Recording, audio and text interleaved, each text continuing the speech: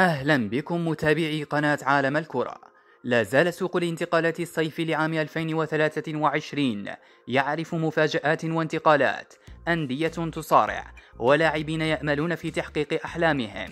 نجوم الصف الأول باتت المطلب الأبرز خلال الميركاتو الحالي، بينما تسعى الأندية لتعزيز كتائبها، خاصة وأن المنافسة شديدة على حسم الصفقات.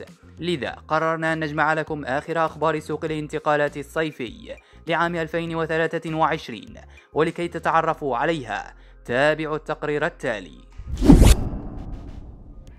10. مارسيلو بروزوفيتش. كشفت تقارير صحفية عن نجاح نادي النصر السعودي في حسم صفقة الكرواتي مارسيلو بروزوفيتش، نجم خط وسط فريق إنتر ميلان الإيطالي، خلال الميركاتو الصيفي الجاري.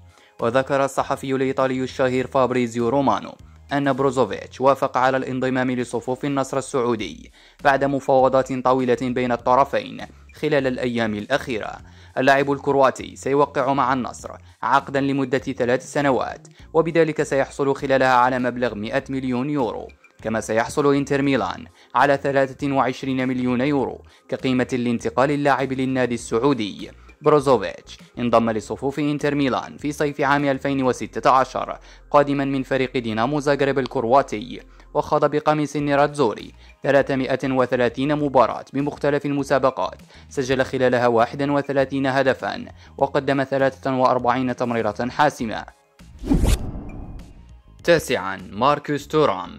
كشفت تقارير صحفية أن اللاعب السابق لنادي بوروسيا مونشنغلادباخ ماركوس تورام وصل إلى مدينة ميلان للخضوع لفحوصات طبية، وذلك لانتقاله إلى نادي إنتر ميلان. ونشر خبير سوق الانتقالات فابريزيو رومانو عبر حسابه الرسمي على موقع التواصل الاجتماعي تويتر آخر الأحداث حول صفقة اللاعب الفرنسي مع النادي الإيطالي. وقال رومانو: لقد وصل ماركوس تورام إلى ميلان من أجل الخضوع لفحوصات طبية والتوقيع كلاعب إنتر جديد. وأضاف: وافق الطرفين على صفقة لمدة 5 سنوات، وسينضم اللاعب الفرنسي كلاعب حر. 8. سيزار أسبيليكويتا.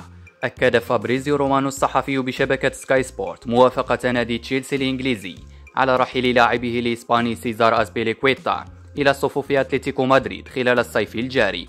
وكتب رومانو عبر حسابه الشخصي على التواصل الاجتماعي تويتر: أكد تشيلسي لسيزار أسبيليكويتا أنه سيسمح له بالمغادرة مجانا، وسيتم إنهاء عقده في ظل الاحترام المتبادل بين اللاعب والنادي.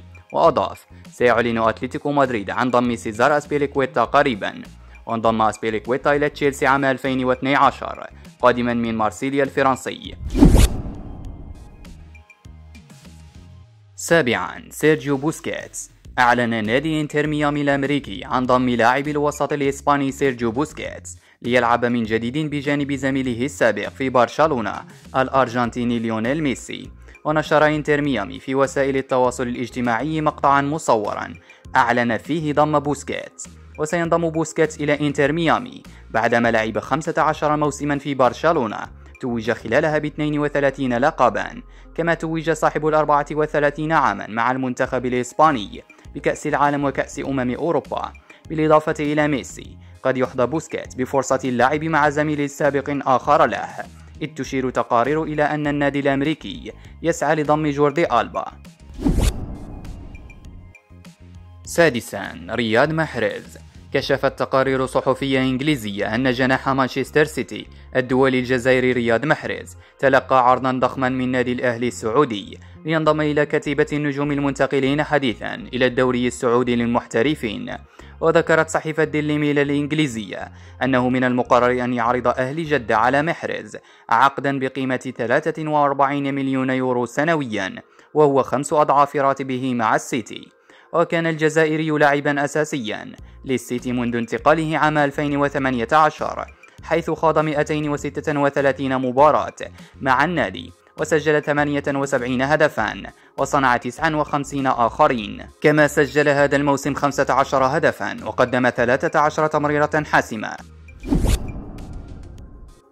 5. نيمار جونيور. كشفت تقارير صحفية إسبانية عن سعي النجم البرازيلي نيمار دا سيلفا لاعب باريس سان جيرمان الفرنسي للعودة مجددا لصفوف ناديه السابق برشلونة الإسباني، وذلك خلال سوق الانتقالات الصيفية المقبلة. ووفقا لشبكة ريليفيو فإن نيمار يرغب في العودة إلى برشلونة في الميركاتو الصيفي، لكن إدارة النادي الكتالوني لا تفكر في هذا الأمر.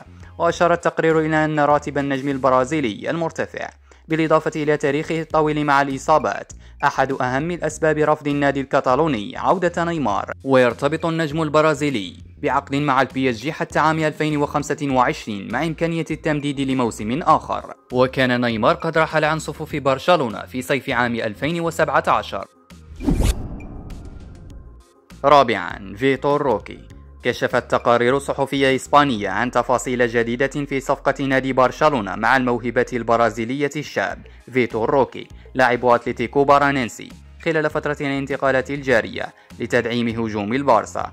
ويمتلك فيتور روكي صاحب 18 عاما عقدا مع ناديه ينتهي في يونيو 2027. وشارك فيتور روكي في 25 مباراة بجميع البطولات، وتمكن من تسجيل 10 أهداف وقام بصناعة 5 آخرين. وذكرت صحيفة موندو ديبورتيفو الإسبانية أن ديكو المدير الرياضي الجديد لبرشلونة من قاد المفاوضات مع أتلتيكو بارانينسي لضم نجمه فيتور روكي خلال الصيف الحالي، وسيوقع عقدا لمدة 5 سنوات مع برشلونة مقابل 35 مليون يورو. ثالثا، فرانكي دي يونغ. وضع بايرن ميونخ الألماني عينه على فرانكي دي يونغ متوسط ميدان البارسا.